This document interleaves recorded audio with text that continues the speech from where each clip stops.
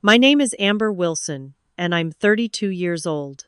The certified letter I held in my trembling hands was from a California law firm representing my estranged parents, the same parents who abandoned me at my grandparents' farmhouse when I was 4 years old. Now, 28 years later, they wanted the $2.7 million my grandfather left me in his will. The parents who couldn't be bothered to raise me now wanted the money my grandfather left to ensure I'd be okay without them. Before I dive into my story, I'd love to know where you're watching from. Drop your location in the comments, hit that like button, and subscribe if you want more stories about family, resilience, and justice. Now, let me take you back to where it all began. I still remember that day with painful clarity. It was a warm Saturday morning in May. I was 4 years old, coloring at the kitchen table in my favorite purple overalls, while my parents, Deborah and Michael Wilson, whispered intensely in the hallway. Their voices were hushed, but the tension was unmistakable even to my young mind. "Just pack enough for a week," my mother said, pulling my small yellow suitcase from the hall closet. "We're going to visit Grandpa Frank's farm," she told me with a tight smile that didn't reach her eyes. I was excited. I loved visiting my grandparents' Pennsylvania farmhouse with its sprawling fields and the old tire swing hanging from the oak tree. But something felt different this time. The car ride was uncomfortably silent. My father gripped the steering wheel until his knuckles turned white, and my mother kept checking her makeup in the visor mirror, reapplying her lipstick repeatedly. When we pulled up to the gravel driveway of my grandparents' farmhouse, Grandpa Frank was fixing a tractor in the yard. His weathered face broke into a genuine smile when he saw me, a stark contrast to my parents' forced expressions. "Well, look who's here! My favorite granddaughter," he called out, wiping his hands on an old rag as he approached. Grandma Ruth appeared on the porch, flour dusting her apron. "We weren't expecting you folks today," she said, her brow furrowing slightly as she noticed my suitcase. "We need to drop Amber off for a while," my father said stiffly. "We've got some things to take care of." My grandparents exchanged concerned glances. "How long is a while?" Grandpa Frank asked, his voice dropping an octave. "Just until we get settled," my mother replied vaguely. "We'll call you." Before I fully understood what was happening, my mother gave me a quick, perfunctory hug. "Be good for Grandma and Grandpa," she said. My father awkwardly patted my head, not even making eye contact. Then they were walking back to the car. No proper goodbyes, no explanation. "When are you coming back?" I called after them, suddenly panicked. "Soon, honey." "Soon," my mother called over her shoulder as they got into the car. I watched their blue sedan disappear down the long driveway, dust billowing behind it. Grandma Ruth's warm hand squeezed my shoulder as I stood there, clutching my teddy bear. I had no idea that soon would never come. Days turned into weeks. Every morning, I'd run to the window after breakfast, hoping to see my parents' car coming up the driveway.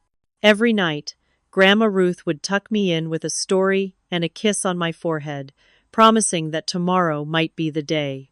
After 3 weeks, Grandpa Frank received a phone call that changed everything.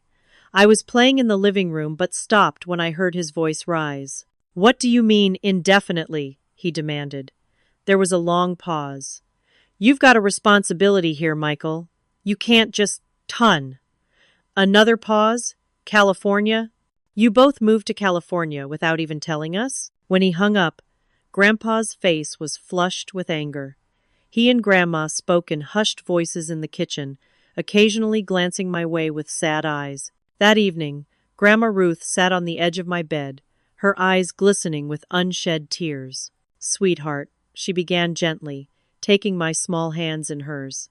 "Your mommy and daddy have decided to move very far away for their work.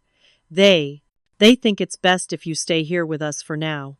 "But when are they coming back for me?" I asked, my voice small. Grandma Ruth's silence told me everything my 4-year-old heart feared most. That night, I cried myself to sleep, clutching the teddy bear my parents had given me for my 3rd birthday. It was the last gift I ever received from them. Through my tears, I wondered what I had done wrong, why they didn't want me anymore.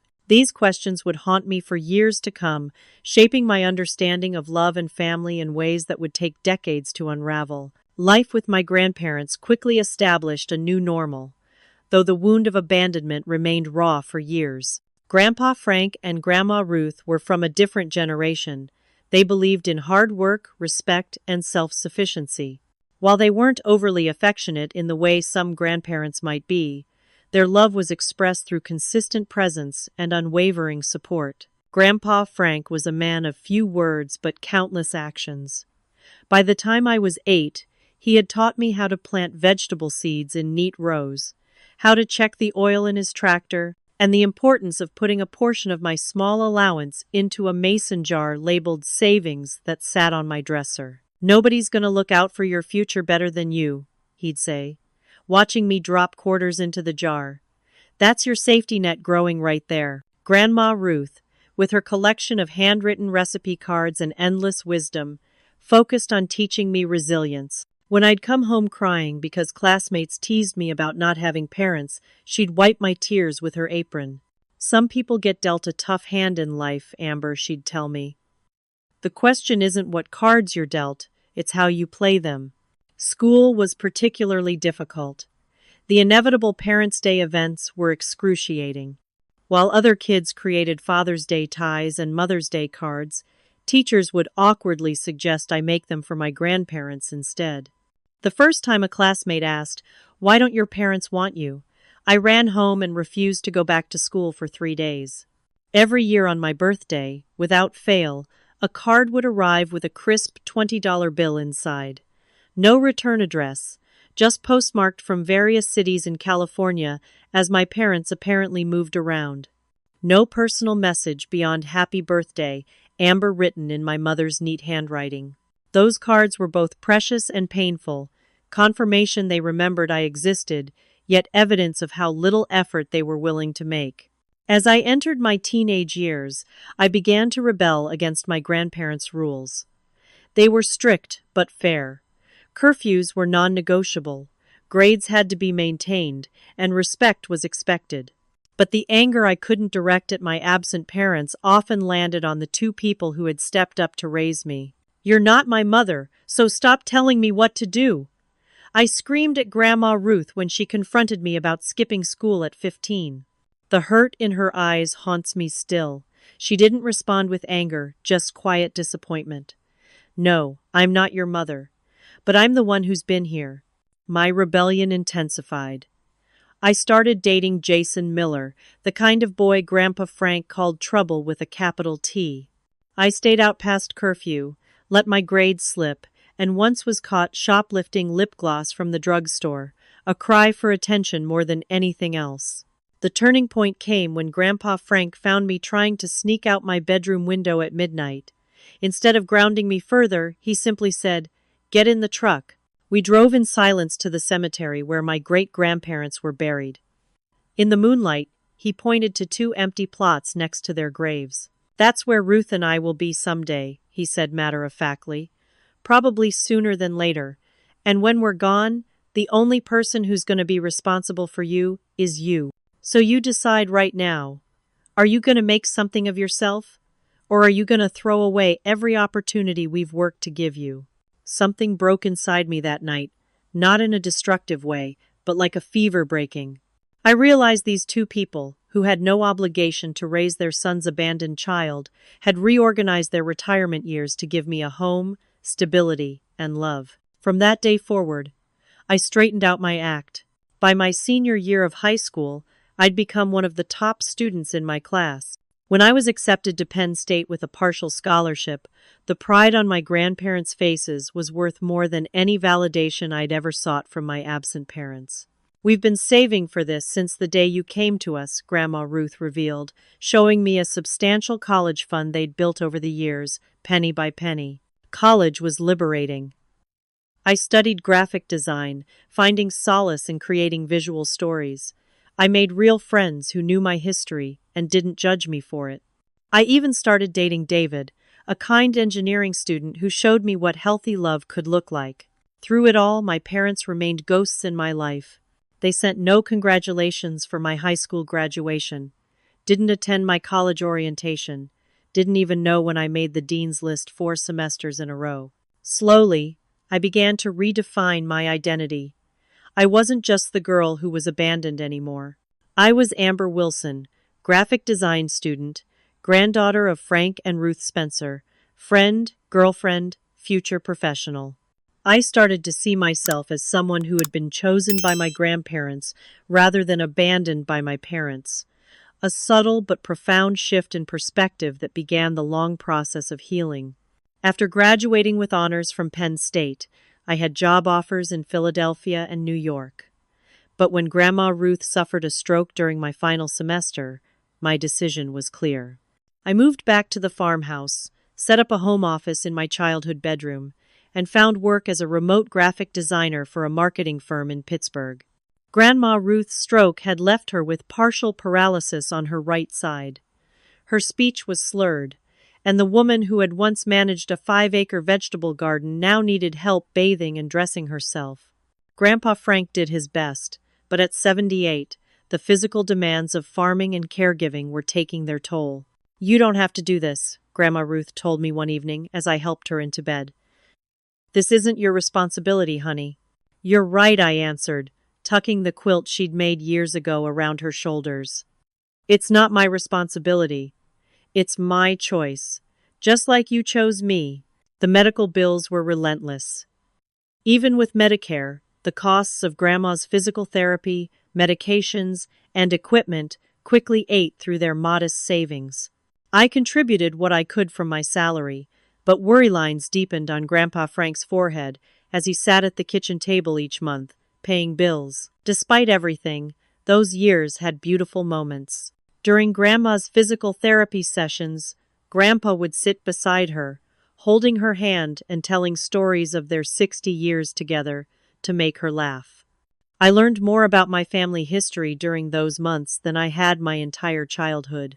2 years after her stroke, Grandma Ruth developed pneumonia.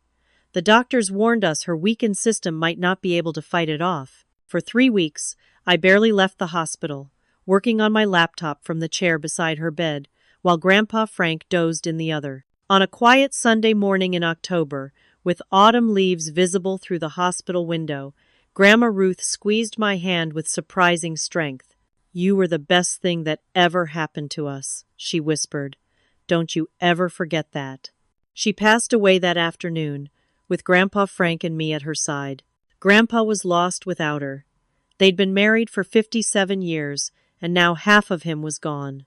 He went through the motions of daily life, feeding the chickens, checking the mail, but the spark had left his eyes. I worried he might simply will himself to follow Grandma Ruth. A month after the funeral, I found him in his study, surrounded by photo albums. "Come look at these," he said, patting the sofa beside him. For hours, we paged through the story of their lives together, including, to my surprise, photos of my father's childhood. Michael Wilson, as a gap-toothed 7-year-old, proudly holding up a fish he'd caught with Grandpa. My father, as a teenager, working on the same tractor I'd later learned to drive. "He was a good kid," Grandpa said softly, tracing the outline of my father's young face in a faded photograph. "Smart, ambitious, maybe too ambitious." "What happened?" I asked, realizing we rarely spoke about my father directly. Grandpa sighed deeply. "He met your mother in college. She had big dreams. Hollywood, fancy living. Your dad changed after that. Nothing was ever enough." He closed the album gently. "When they left you here, I told him he was making the biggest mistake of his life. That some things, once broken, can't be fixed." As winter settled over the farm, Grandpa Frank's health began to fail. First, it was just a cold that lingered too long. Then, fatigue that kept him in bed past his usual 5 a.m. rising time. When he began losing weight rapidly, I insisted on a doctor's visit. The diagnosis was pancreatic cancer, already advanced. 3 to 6 months, the oncologist estimated. "No chemo," Grandpa decided immediately. "I've had a good run. Don't want to spend what's left hooked up to machines." One evening, as spring was returning to the farm, he called me into his study again. On his desk were legal papers and his ancient leather-bound address book. "Been talking to Harold Jenkins. He's my lawyer," Grandpa explained. "Updated my will. The farm, the investments, it's all going to you, Amber." I started to protest, but he held up his hand to silence me. "You stayed," he said simply. "They left. Family is about who shows up." I didn't want to discuss inheritance. It felt like accepting he would soon be gone. But Grandpa Frank was practical to the end. "There's about 2.7 million altogether," he continued matter-of-factly. I nearly choked. "What? How is that possible?" Grandpa chuckled at my shock. "Everybody thinks farmers are poor. The land alone is worth over $1 million now. Developers been trying to buy it for years. And I've been investing in the stock market since the 1960 seconds. Your grandmother thought I was crazy, but it paid off." His expression grew serious. "Your father has called a few times over the years, always needing money for some scheme or another. I told him the same thing every time. Take responsibility for your daughter, and I'd help him. He always refused." I absorbed this new information. My parents had maintained contact with my grandparents, but still never reached out to me. The knowledge stung in a way I hadn't expected. Grandpa Frank declined quickly after that. In his final weeks, when he became too weak to leave his bed, I moved him to the downstairs guest room that had once been Grandma Ruth's sewing room. I set up a hospital bed where he could see out the window to his beloved fields. We spent those precious last days talking about everything and nothing. He taught me about crop rotation and commodities trading. He told me stories about Grandma Ruth when they were young and wild.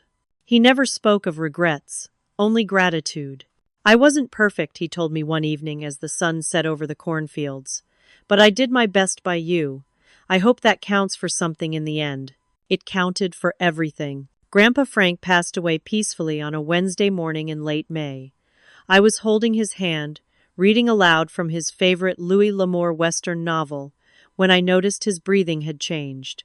Then it simply stopped. No struggle, no dramatic last words, just a quiet transition from life to whatever comes after. His funeral was held at the small Methodist church where he and Grandma Ruth had attended services for over 50 years. The building was packed with farmers, neighbors, and community members whose lives had been touched by my grandfather's quiet generosity. People I barely knew approached me with stories. How Grandpa Frank had loaned them equipment when theirs broke down. How he'd paid for a local boy's first semester of college when his family couldn't afford it. How he'd delivered groceries to elderly neighbors during bad winters. During the service, I noticed a man standing at the back of the church whom I didn't recognize, middle-aged, in an expensive suit that stood out among the modest funeral attire of our rural community. He disappeared before I could speak to him, but something about his presence left me uneasy. 3 days after the funeral, I met with Harold Jenkins, my grandfather's lawyer and longtime friend. His office was above the hardware store in town, wood-paneled and smelling of pipe tobacco despite smoking laws. Frank was very clear about his wishes, Harold said, adjusting his reading glasses as he opened a thick folder. The farmhouse and property, approximately 120 acres, are valued at $1.2 million in today's market. His investment portfolio currently stands at approximately $1.5 million. There are also some smaller accounts and personal items, bringing the total estate to just over $2.7 million. Everything goes to you, Amber. Though Grandpa had told me about his will, hearing the actual figures from Harold made it real in a way it hadn't been before. I felt dizzy with the responsibility. Frank was always smarter than people gave him credit for, Harold continued. Started investing small amounts back in the 60s. Blue-chip stocks, mostly. Reinvested all the dividends. Time did the rest. He handed me a sealed envelope. He asked me to give you this after the reading. Inside was a handwritten letter on my grandfather's distinctive stationery, with the farm's name embossed at the top. Dear Amber. It began in his careful, slightly shaky handwriting. If you're reading this, I've gone to join your grandmother. Don't be sad for too long. I had a good life, especially the years we got to raise you. The money and property I'm leaving you isn't because you took care of us when we got old, though I'm grateful you did. It's because you deserve a solid foundation for whatever life you choose to build. Your parents threw away the greatest treasure they ever had when they left you behind. Their loss was our gain. Use this inheritance to create the life you want, not the life anyone else expects. All my love, Grandpa. Tears blurred my vision as I carefully folded the letter and returned it to its envelope. There's something else you should know, Harold said, his expression growing serious. I received an inquiry about Frank's will from a law firm in California last week. I didn't mention it to Frank because of his condition, but I think you should be prepared. They didn't specify who they represented, but my parents, I said, the words tasting bitter in my mouth. Harold nodded grimly. Most likely. What could they possibly want? They haven't been in my life for 28 years. Money has a way of bringing people out of the woodwork, he replied, removing his glasses. Just be on guard, Amber. I dismissed his warning at the time. Surely even my absent parents wouldn't have the audacity to make a claim on Grandpa's estate after contributing nothing to my upbringing. The farmhouse felt cavernous without my grandparents. I wandered from room to room that first night alone, touching Grandma's collection of ceramic birds, running my fingers along Grandpa's bookshelf of westerns and farming almanacs. For the first time in my life, I was truly alone. Over the next few weeks, I tried to establish a new routine. I continued my remote graphic design work, took care of the chickens, and met with Harold to begin the process of settling the estate. I decided to keep the farm rather than sell it, at least for the time being. It was the only real home I'd ever known. About a month after Grandpa's death, I received the first anonymous phone call. "Is this Amber Wilson?" a male voice asked when I answered. "Yes, who's this? Are you the granddaughter of Franklin Spencer?" Something about his tone put me on edge. "Who's calling, please?" "I understand you've come into quite a significant inheritance," he continued, ignoring my question. I hung up immediately, my heart racing. The phone rang again almost instantly, but I let it go to voicemail. No message was left. That night, I had the distinct feeling of being watched as I moved around the kitchen preparing dinner. I caught a glimpse of headlights at the end of the driveway, but when I went to the window, they were gone. Paranoia, I told myself. Grief playing tricks on my mind. But the sensation persisted in the days that followed. I installed a security system with cameras around the property, something that would have seemed absurd when my grandparents were alive. Our doors had rarely even been locked back then. Looking back, I should have recognized these incidents as the gathering storm clouds they were. But wrapped in grief and overwhelmed by suddenly being responsible for a multi-million-dollar estate, I wasn't thinking clearly. I couldn't imagine that the parents who had so thoroughly removed themselves from my life would now be circling like vultures, preparing to swoop in and claim what they had never earned. I had no idea that the worst betrayal was yet to come. 3 months after Grandpa Frank's funeral, I was reviewing design mock-ups for a client when I heard the mail truck rumble up the driveway. Among the usual bills and flyers was a thick envelope marked certified mail from a law firm in Sacramento, California. With trembling fingers, I signed for it, already knowing on some instinctive level what it contained. Inside was a formal legal complaint. Michael and Deborah Wilson, my parents, were suing me for the entirety of my grandfather's estate. The document alleged 2 primary claims. First, that Grandpa Frank had been mentally incompetent when he updated his will to leave everything to me. Second, that my parents had only temporarily placed me with my grandparents for financial reasons, with every intention of returning for me when their situation improved. The audacity of these lies sent me spiraling into a panic attack. I slid down against the kitchen wall, the papers scattered around me, struggling to breathe. 28 years of absence, and this was how they chose to re-enter my life, not with an apology, not with an explanation, but with a lawsuit filled with vicious falsehoods. When I could finally move again, I called Harold Jenkins. "They're claiming Grandpa was incompetent?" I choked out when he answered. He was sharp as a tack until the very end. "And they're saying they meant to come back for me?" It was nearly 3 decades, Harold. Take a deep breath, Amber, Harold said calmly. I was afraid something like this might happen. Bring the papers to my office tomorrow morning. We'll figure this out. That night was one of the longest of my life. I paced the farmhouse until dawn, anger and disbelief churning inside me. How dare they? How dare they abandon me? Never even call on my birthdays. And now try to take the inheritance my grandparents had left to ensure my security. In Harold's office the next morning, he reviewed the lawsuit with growing concern. This is a serious challenge, he admitted, which wasn't what I wanted to hear. The mental incompetence claim is standard in contested wills, but they'll have a hard time proving it, since Frank had regular medical checkups until the end. The temporary placement claim, though, that's more troubling. If they can convince a judge they never legally abandoned you, they could have a case for being Frank's primary heirs. But that's absurd. They left me when I was 4 and never came back. I know, Amber. But family law can be complicated. I think we need to bring in a specialist. Harold picked up his phone and dialed a number. Stephanie? It's Harold Jenkins. I have a contested will case that's right up your alley. Any chance you can fit us in this week? Stephanie Morgan turned out to be a formidable woman in her 50s with a sharp, bobbed haircut and sharper eyes.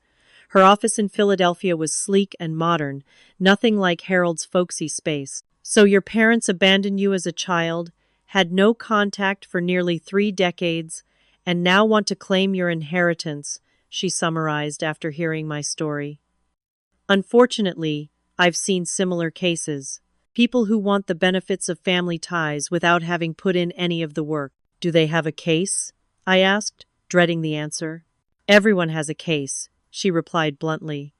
The question is whether they can win it. I'll be honest, this won't be quick or cheap. My retainer is $20,000, and if it goes to trial, you're looking at potentially 6 figures in legal fees. My stomach dropped. I don't have that kind of liquid cash right now.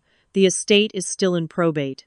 You'll need to liquidate some assets then, Stephanie advised, because I guarantee your parents have hired aggressive representation. This complaint was filed by Broderick and Associates. They're sharks who specialize in estate challenges. I felt physically ill, so I have to spend a fortune defending what is rightfully mine against the people who abandoned me? Welcome to the American legal system, Stephanie said grimly. But here's the good news. I rarely lose these cases when I have a client who's actually in the right. And from what you've told me, you are definitely in the right. The next weeks were a blur of legal paperwork and strategy sessions. Stephanie's team began building our defense, collecting Grandpa Frank's medical records to prove his mental competence, and gathering affidavits from community members who had witnessed my parents' complete absence from my life. Meanwhile, a private investigator, Stephanie, uncovered disturbing information about my parents' lives in California. They had run through a series of failed businesses, a restaurant, a clothing boutique, a real estate venture, each ending in bankruptcy or near bankruptcy. They had significant gambling debts in Las Vegas and had been sued multiple times by former business partners. Most shockingly, the investigator discovered they had another child, a son named Tyler, 17 years younger than me. Unlike me, they had actually raised him. The knowledge that they were capable of being parents, just not to me, reopened wounds I thought had long since scarred over. They didn't even wait long after abandoning me to start a new family. I said bitterly during a meeting with Stephanie. I have a half-brother I've never even met. This actually helps our case, Stephanie pointed out. It demonstrates that financial hardship wasn't the real reason they left you with your grandparents. They could afford to have and raise another child. The investigator also found evidence that my father's friend, the mysterious man at the funeral, had been keeping tabs on my grandfather's health for years. Within hours of Grandpa Frank's obituary being published in the local paper, my parents had retained their lawyer. They were waiting for him to die, I realized with horror. They've been planning this all along. As the legal battle intensified, I found myself returning to Grandpa's study night after night, searching through his files for anything that might help our case. In an old metal filing cabinet, I discovered a folder labeled simply Michael. Inside were letters dating back decades, requests from my father for loans to start various businesses, always with promises of enormous returns. Grandpa's responses, carefully copied and preserved, were consistent. When you take responsibility for your daughter, we can discuss financial support. Their calculated heartlessness became increasingly clear. They had repeatedly tried to access my grandfather's money while continuing to reject me. Now that he was gone, they saw me as nothing more than an obstacle to what they believed should be theirs. As depositions approached, the stress began taking a physical toll. I lost weight, developed insomnia, and started having panic attacks again. At Stephanie's suggestion, I began seeing Dr. Rebecca Taylor, a therapist specializing in family trauma. What haunts me most is the why. I admitted during one session. Why didn't they want me?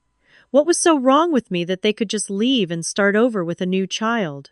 The why may never be answered to your satisfaction, Dr. Taylor said gently. Some people are simply incapable of the selflessness that parenting requires, but their failures have nothing to do with your worth. Those words became my mantra as I prepared to face my parents for the first time in 28 years. Stephanie Morgan's law office quickly became my second home. Her team was thorough and aggressive, determined to build an unassailable defense against my parents' claims. The conference room walls were covered with timeline charts, medical records, and financial documents, the paper trail of my life and my grandparents' careful planning. Estate challenges typically revolve around three main arguments, Stephanie explained during one of our strategy sessions: mental incompetence, undue influence, or fraud. Your parents are primarily claiming the first two, that your grandfather wasn't mentally capable when he made his will, and that you somehow manipulated him into leaving you everything. That's ridiculous, I protested. Anyone who knew Grandpa Frank knows he couldn't be manipulated by anyone. And he updated his will a full year before his cancer diagnosis, when he was still completely healthy. Exactly, Stephanie nodded. That's why we're gathering extensive medical documentation. Dr. Peterson's evaluations show your grandfather was mentally sharp until the final stages of his illness. The financial costs were mounting alarmingly. Stephanie's retainer was just the beginning. There were filing fees, expert witness fees, the private investigator's expenses, and countless billable hours as her team built our case. I had to liquidate a significant portion of my grandfather's investment portfolio to cover the growing legal bills. Is it worth it? I asked Harold during a rare moment of doubt. Maybe I should just offer them some settlement to make this go away. Harold's usually gentle eyes hardened. That's exactly what they're counting on. That fighting will cost so much that you'll give in. Frank would turn over in his grave if you surrendered what he wanted you to have. He was right, of course. This wasn't just about money anymore. It was about honoring my grandparents' wishes and standing up against the injustice of my parents' actions. The medical evidence strongly supported our case. Stephanie assembled a comprehensive history of Grandpa Frank's mental health, including testimony from Dr. Tuplaced to the Asevany Peterson, his primary care physician for over 20 years. In my professional opinion, Franklin Spencer was of completely sound mind when he updated his will, Dr. Peterson stated in his affidavit. He discussed his estate planning with me in detail and had clear, rational reasons for his decisions. We also gathered statements from community members who had interacted regularly with my grandfather, the bank manager who handled his investments, fellow church members, neighboring farmers. All attested to his sharp mind and deliberate decision-making. But the most damning evidence against my parents came from Grandpa's meticulously kept records. He had documented every attempt by my father to request money over the years, along with his consistent response that any financial support was contingent on my father taking responsibility for me. Your grandfather was remarkably organized, Stephanie commented, reviewing the files. These records establish a clear pattern. Your parents wanted his money, but not the responsibility of raising you. Meanwhile, the private investigator's deep dive into my parents' financial history revealed a troubling picture. They had significant gambling debts in Las Vegas and Reno. Their latest business venture, a small production company in Sacramento, was failing. There were tax liens against their property, and they were facing potential foreclosure on their house. They're desperate, Stephanie concluded. And desperate people are unpredictable. The most shocking revelation came when the investigator managed to locate public records related to my half-brother, Tyler. He was 21 years old, which meant my parents had conceived him just a few years after abandoning me. They left me behind and immediately started a new family, I said, the hurt still fresh despite the decades that had passed. What kind of people do that? The kind who view relationships as transactional, Stephanie replied bluntly.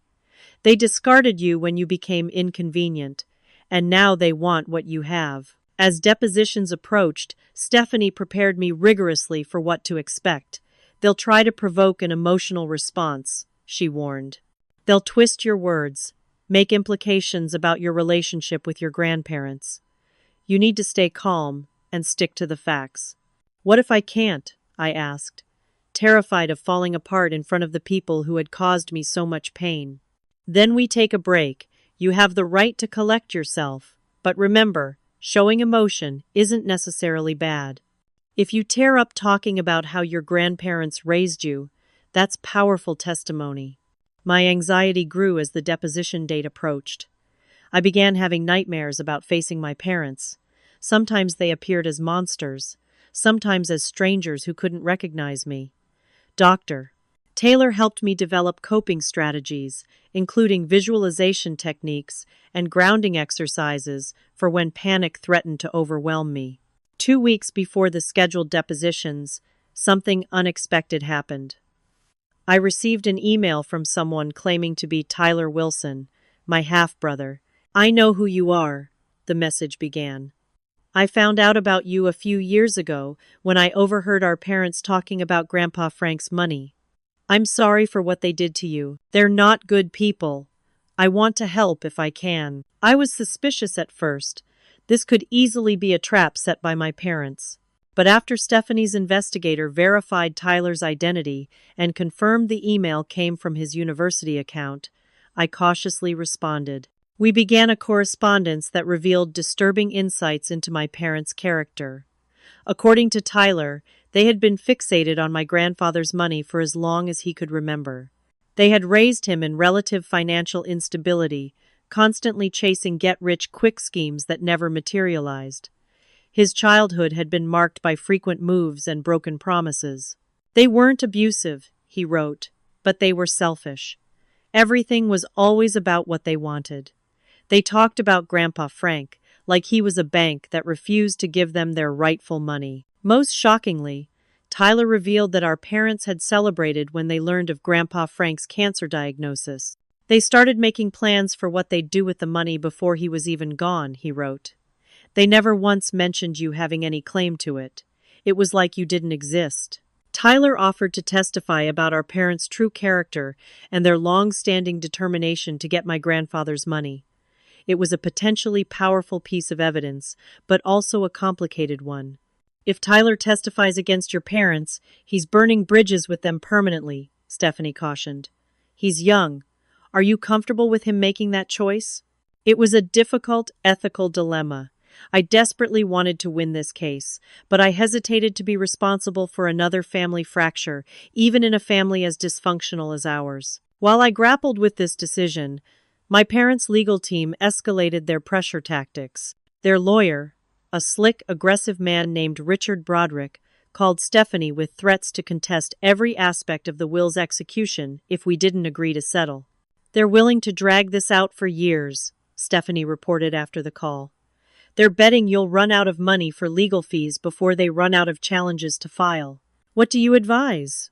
I asked, exhausted by the emotional toll of the battle. I think we hold firm, she said, because I just found something that might end this whole fight. That something was a dusty file folder Harold Jenkins had located in his office archives. Inside was a document that had been overlooked in our initial review, a formal letter signed by both my parents 28 years ago, explicitly giving custody of me to my grandparents. It wasn't just abandonment. They had legally signed away their parental rights. This undermines their entire claim that they temporarily left you with your grandparents, Stephanie said, triumph in her voice. They can't claim to be Frank's primary heirs when they legally gave up their daughter, their connection to him. It was the smoking gun we needed. For the first time since receiving the lawsuit, I felt a glimmer of hope that justice might actually prevail. A week before our court date, Richard Broderick called with a settlement offer, half of the estate. Tell them they can have exactly what they gave me all these years, I instructed Stephanie. Nothing. We were ready for battle. The law offices of Broderick and Associates were exactly what I'd imagined, all glass, chrome, and cold efficiency. As Stephanie and I walked through the reception area toward the conference room where the depositions would be held, my heart hammered so hard I feared it might be audible. 28 years had passed since I'd last seen my parents. What would they look like now? Would I recognize them? Would they recognize me? The conference room door opened, and suddenly, there they were. My father, Michael Wilson, had aged into a lean, hard-looking man with silver-streaked hair and deep lines around his mouth, lines that spoke more of frowning than smiling. My mother, Deborah, had maintained herself carefully, her blonde hair expensively highlighted, her face showing the taut signs of cosmetic work. They were both dressed impeccably in clothes that conveyed success, though I knew from our investigation that their financial reality didn't match this carefully crafted image. The strangest thing was seeing my own features reflected in theirs, my father's high cheekbones and straight nose, my mother's oval face and distinctive eyebrows. It was like looking at a distorted mirror, seeing the genetic blueprint I'd inherited without any of the shared experiences that typically bind parent to child. My mother's eyes widened slightly when I entered, perhaps surprised by how much I resembled her, but my father's face remained impassive. Neither stood to greet me. Richard Broderick, their attorney, was all false cordiality. Miss Wilson, thank you for joining us today. We're hoping to make this process as painless as possible. Stephanie's hand rested supportively on my arm. Let's just get started, she replied coolly. The court reporter swore everyone in, and the deposition began. My parents' strategy quickly became clear. They portrayed themselves as young, struggling parents who had temporarily placed me with my grandparents during a financial crisis, intending to retrieve me when their situation improved. We sent money regularly, my father claimed, his voice smooth and practiced. We called to check on Amber frequently, but Frank and Ruth gradually reduced our access. They turned our daughter against us. Each lie felt like a physical blow.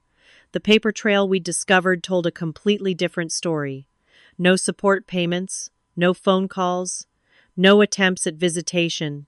And you believe your father was not of sound mind when he made his will? Richard Broderick asked, leading my father toward their second major claim. Dad had always been stubborn, but in his later years, he became vindictive, my father responded. He used his money to control people. He held on to resentments. That's not the rational man I knew growing up. Throughout their testimony, my parents never once looked directly at me. It was as if I were an abstract concept rather than a flesh and blood person sitting across from them, the daughter they had abandoned and were now trying to rob.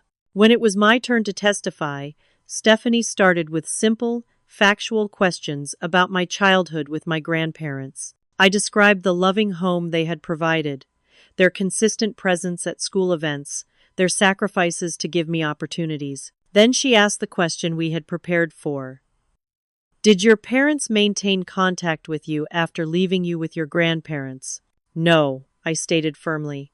From age 4 until today, 28 years later, I received exactly 20 birthday cards with $20 bills inside.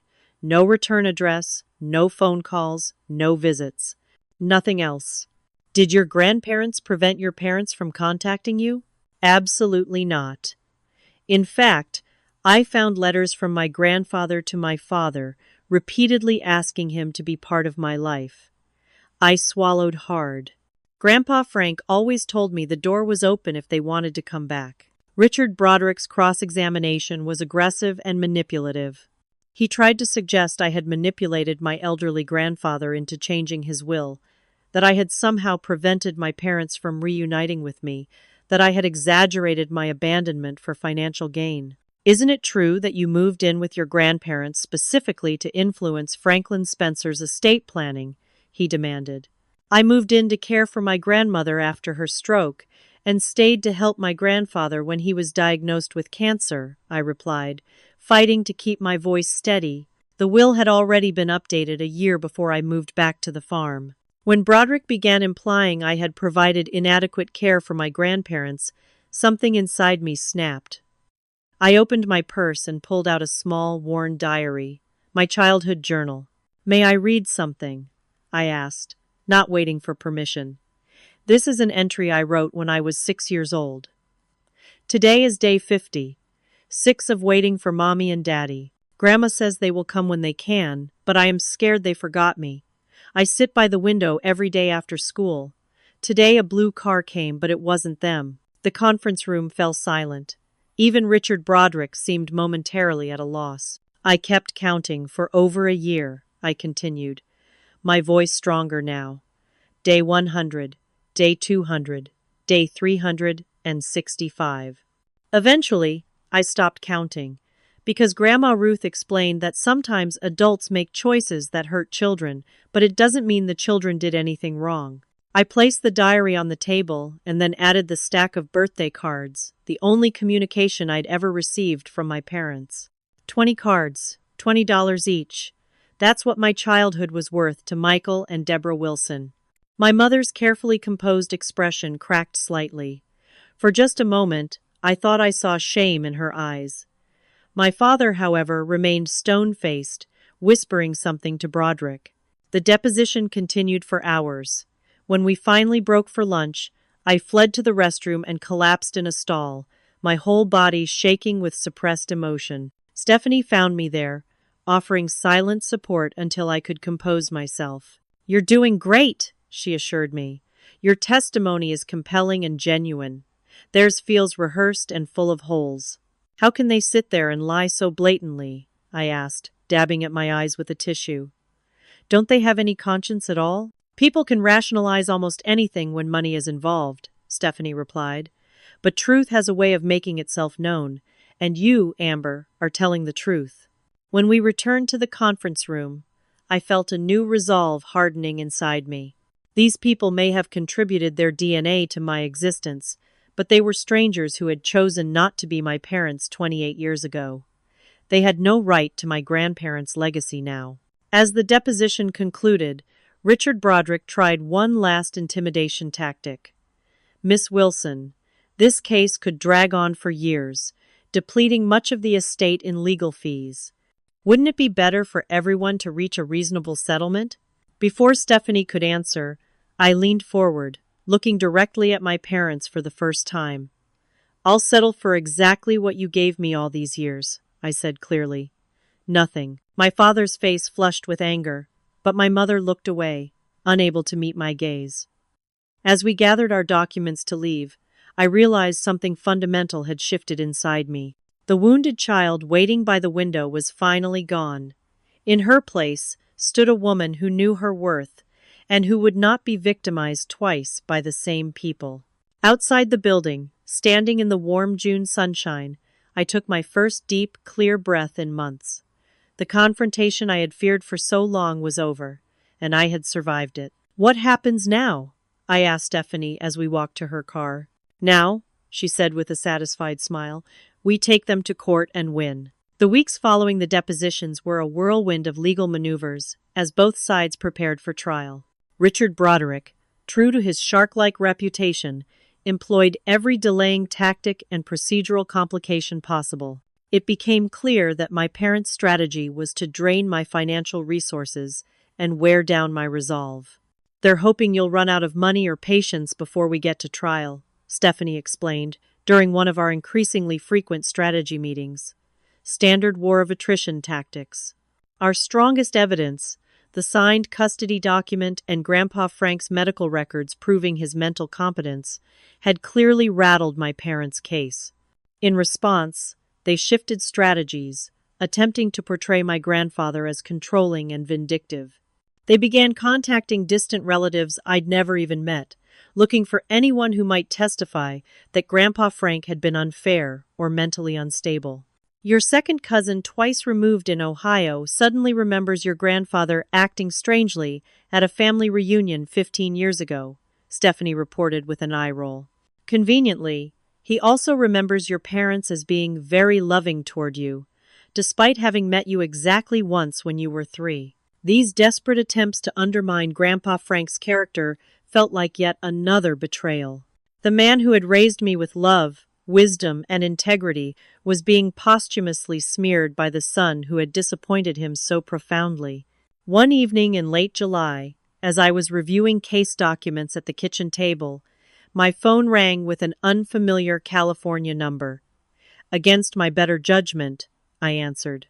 Amber? It's your mother. I nearly dropped the phone. How did you get this number? I demanded, heart racing. All communication is supposed to go through our attorneys. I know, she said hurriedly. But I needed to talk to you directly. There are things you don't understand. Her voice sounded different than it had during the deposition. Less polished, more desperate. I've been diagnosed with cancer, Amber. Stage 3 breast cancer. The medical bills are overwhelming us. That's why we need... I cut her off. If that's true, I'm sorry for your diagnosis. But it doesn't change what you did. Contact my lawyer if you have anything else to say. I hung up, hands trembling. Immediately, I called Stephanie, who was furious about the ethical violation. That's complete garbage, she declared after I recounted the conversation. Our investigator confirmed your mother had a routine mammogram last month with no abnormal findings. This is a manipulation tactic, plain and simple. The betrayal cut deep, even though I should have expected nothing less. They were willing to fake a cancer diagnosis to manipulate me emotionally. There seemed to be no depth to which they wouldn't sink. Stephanie's team redoubled their investigation efforts, and what they uncovered was disturbing. My parents had a history of similar legal actions, filing dubious insurance claims, a questionable personal injury lawsuit against a former employer, even an attempt to contest a distant uncle's will years earlier. They weren't just opportunistically targeting me. This appeared to be their standard approach to financial difficulties. They're professional predators, Stephanie concluded grimly. And you're just their latest target. The pressure escalated. Somehow, my parents discovered where I worked and began calling my supervisor, claiming I was mentally unstable and exploiting elderly relatives. Thankfully, my company was supportive, blocking their calls and offering me flexible work arrangements during the legal battle. The stress began manifesting physically: tension migraines, insomnia, a persistent knot in my stomach. Dr. Taylor, my therapist, suggested additional coping strategies, including a support group for people dealing with family estrangement.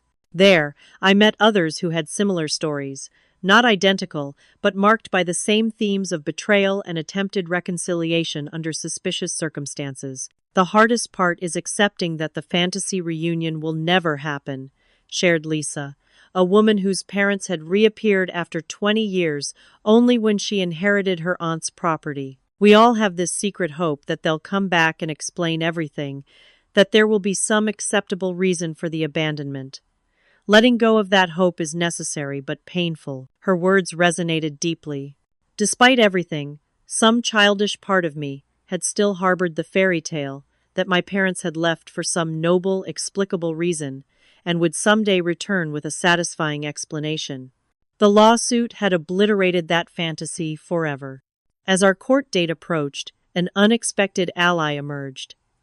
Tyler, my half-brother, contacted me again, this time with a concrete offer to help. I overheard them planning their next moves, he wrote in an email. They're getting desperate. Dad talked about going nuclear if they start losing in court. I don't know what that means, but it didn't sound good. I want to testify about what I've witnessed growing up. Their obsession with Grandpa Frank's money, how they talked about you, everything. Stephanie was cautiously optimistic about Tyler's offer. A son testifying against his parents would be powerful, but we need to be certain he understands the consequences. Once he does this, his relationship with them is likely destroyed forever. I arranged a video call with Tyler, curious to see this brother I'd never known. The young man on my screen had our father's eyes and jawline, but none of his hardness. He seemed nervous, but determined. "I've been saving for college for years," he explained. "I moved out last month into my own apartment, so I'm not dependent on them anymore. I know what I'm risking." "Why would you do this for me?" I asked. "You don't even know me." Tyler was quiet for a moment. "Growing up, whenever I did something they didn't like, they'd say, 'Don't be like your sister.' You were this mysterious cautionary tale." It wasn't until I found old photos and pieced together what really happened that I realized how messed up everything was. I guess. I want to set things right, somehow. His testimony would be our ace in the hole, a first-hand account of my parents' true character and motivations from someone who had actually lived with them. Stephanie began preparing him as a surprise witness, to be revealed only if necessary. 2 weeks before our scheduled trial date, Richard Broderick made one final settlement offer, 1/3 of the estate, with both parties covering their own legal fees. "They're sensing weakness in their position," Stephanie noted. "What do you want to do?" I thought of Grandpa Frank, his integrity, his clear-eyed certainty about what was right and wrong. I thought of all the times my parents could have reached out to me, but chose not to. I thought of the fairy tale I had finally stopped believing in. "Not a penny," I said firmly. "This isn't about money anymore. It's about justice." The night before the trial, I sat on the porch swing of the farmhouse, watching the sunset paint the fields gold.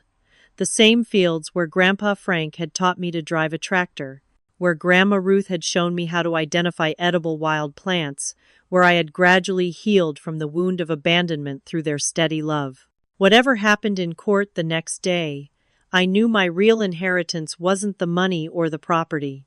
It was the knowledge that family is defined by presence, by showing up day after day, by the quiet heroism of ordinary love. My grandparents had given me that priceless legacy, and no court ruling could ever take it away. The county courthouse was a stately brick building that had stood in the center of town since 1892. As Stephanie and I walked up the wide stone steps, I felt strangely calm. After months of anxiety and preparation, the moment of truth had arrived. Inside the courtroom, my parents and their legal team were already seated at the plaintiff's table. My father wore an expensive suit and an expression of cool confidence. My mother had chosen a conservative dress in pale blue, her hair styled simply, projecting an image of modest dignity rather than the glamour she'd displayed at the deposition, a calculated shift in presentation. Judge Eleanor Patterson, a no-nonsense woman in her 60s with salt and pepper hair pulled back in a severe bun, entered the courtroom. Her reputation for seeing through manipulation preceded her, which Stephanie had considered a positive sign for our case. "All rise," called the bailiff, and the proceedings began. Richard Broderick's opening statement painted my parents as victims of a vindictive father-in-law who had poisoned their only daughter against them and used his wealth as a weapon of control. Franklin Spencer deliberately alienated young Amber from her loving parents, Broderick claimed with well-practiced sincerity. When Michael and Deborah Wilson placed their daughter temporarily with her grandparents during a brief financial hardship, they had no idea it was the beginning of a calculated campaign to sever their parental rights and relationships. Stephanie's opening statement was a masterclass in controlled fury. She methodically laid out the facts. My abandonment at age 4, the 28 years of absence, the meticulously documented attempts by my grandfather to encourage my father to take responsibility for me, and the suspicious timing of my parents' sudden interest in reconnecting immediately following my grandfather's death and the probate of his will. "This case is not about love or family reconciliation," Stephanie concluded.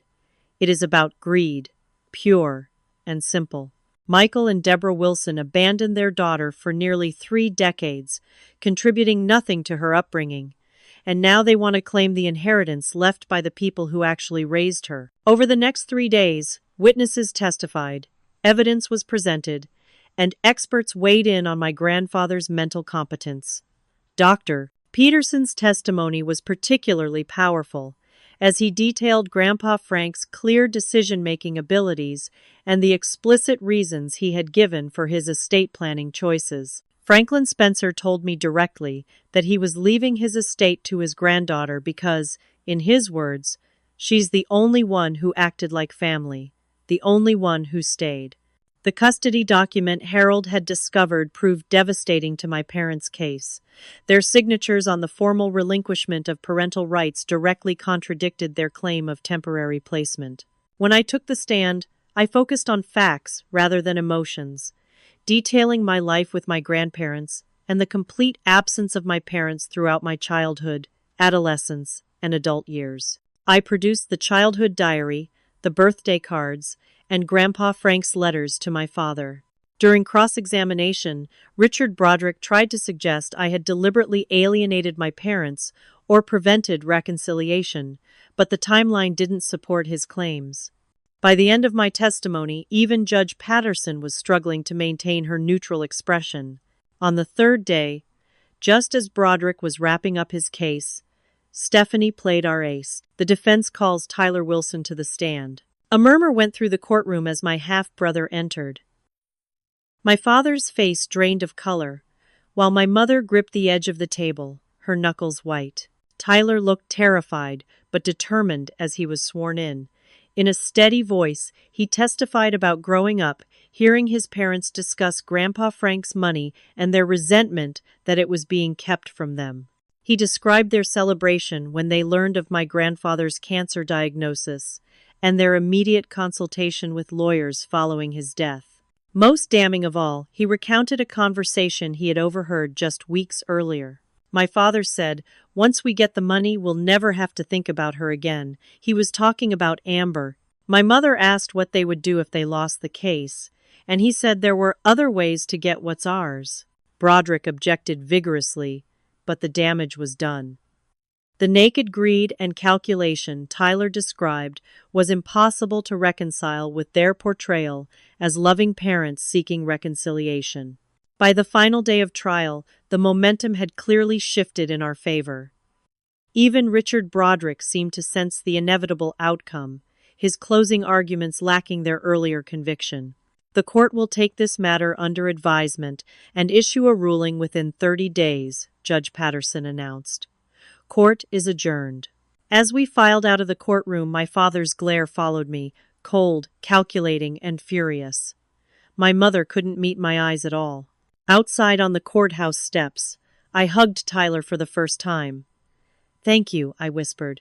"I know what this cost you." "Worth it," he replied with a small smile. Maybe when all this is over, we could get to know each other? You know, as siblings?" The idea of having a brother after a lifetime as an only child was both strange and wonderful. "I'd like that," I told him sincerely. We didn't have to wait 30 days for Judge Patterson's ruling. Just 1 week later, Stephanie called with the news. "The judge ruled completely in our favor," she announced, triumph evident in her voice. "She dismissed their case with prejudice, which means they can't refile it. She also granted our request for them to pay our legal fees, citing frivolous and vexatious litigation. In her written opinion, she called their behavior a calculated attempt to profit from a family connection they voluntarily severed decades ago." Relief flooded through me, leaving me dizzy. It was over. We had won. That evening, I sat on the porch of the farmhouse, my farmhouse now, without question, watching the fireflies emerge in the twilight. Victory felt different than I had imagined. There was no euphoria, no sense of triumph, just a quiet certainty that justice had been served. And underneath, questions that no legal ruling could answer. Why hadn't they loved me enough to stay?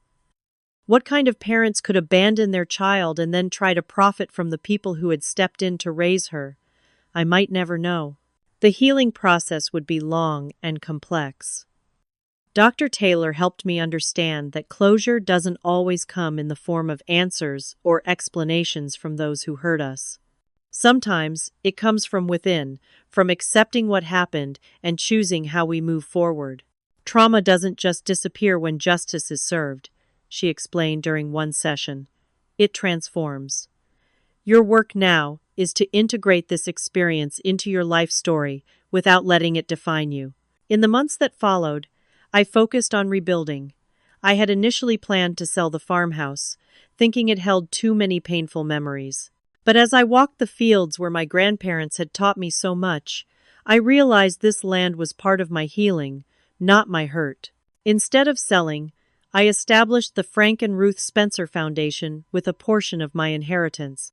The foundation provided scholarships for children from non-traditional families and supported programs for grandparents raising grandchildren, turning my pain into purpose.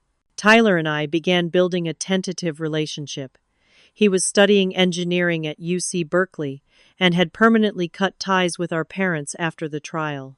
We discovered shared interests in photography and hiking, and shared stories that helped fill in the blanks of our separate childhoods. They were never really parents to me either, he confided during one of our video calls. More like roommates who occasionally gave orders. I think they're just not capable of putting anyone else first. 6 months after the trial, I was working in my home office when I heard a car in the driveway. Looking out the window, I was shocked to see my mother standing alone beside a rental car, staring up at the farmhouse. My first instinct was to call the police, but something stopped me. Instead, I walked outside to confront her directly. "What are you doing here?" I asked, maintaining a safe distance. She looked older than she had in court, the careful makeup and styled hair replaced by a tired, bare-faced woman in jeans and a simple sweater. I wanted to see the farm one last time," she said. "Your father and I are divorcing. After we lost the case, things fell apart. I felt nothing. Not satisfaction, not pity, not anger, just emptiness." "You can't come inside," I told her firmly. "And you need to leave within 5 minutes, or I will call the police." She nodded, her eyes filling with tears that may or may not have been genuine. "I know you won't believe me, but I do regret what we did. Leaving you, suing you, all of it." "You're right," I replied evenly. "I don't believe you. If you truly regretted leaving me, you had 28 years to come back before Grandpa died and left me money. Your regret means nothing to me now." As I turned to go back inside, she called after me. "Do you think you'll ever forgive us?" I paused on the porch steps, considering the question. "Forgiveness isn't for you," I finally said. "It's something I might do someday for my own peace, not yours. But even if I forgive, I'll never forget, and I'll never allow you back into my life." She left without another word, and I never saw her again. That confrontation marked a turning point in my healing. I had faced my mother on my terms, spoken my truth without anger overwhelming me, and set clear boundaries. I felt stronger for it, more certain of who I was and what I deserved. Over the next year, Tyler visited the farm several times. We planted trees along the property line, a symbolic act of creating new roots while honoring the past. He helped me renovate the old barn into a community space where the foundation could host events for grandparents raising grandchildren.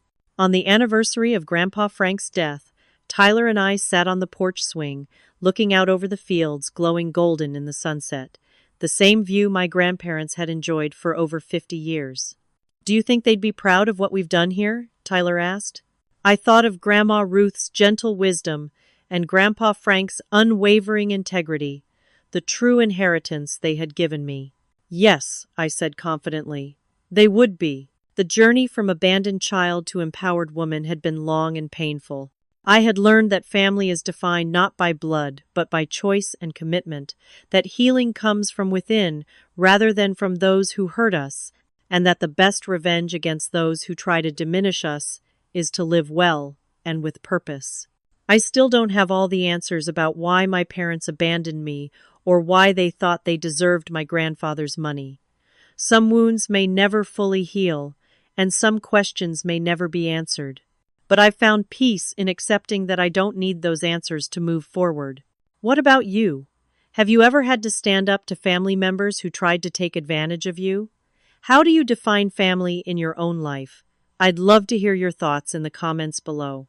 And if this story resonated with you, please hit that like button, subscribe to my channel, and share with someone who might need to hear that family is about who shows up, not just who shares your DNA. Thank you for listening to my story. And remember, the family that matters is the one that chooses to love you every day.